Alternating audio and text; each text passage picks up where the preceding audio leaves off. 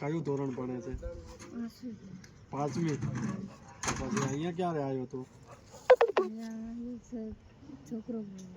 હે? નહીં અહીંયા કેટલા દિવસ થયા? તો તાર ભણતર નહીં બગડે? તો અહીંયા રહીને ભણે છે? હા, કેટલા દિવસ થયા? 5 દિન કે મહિનો? અહીંયા તો 5-6 દિન થયા. તો તાર ભણવાનું નહીં બગડે? કે રજા છે હમણાં? હે, રજા નથી?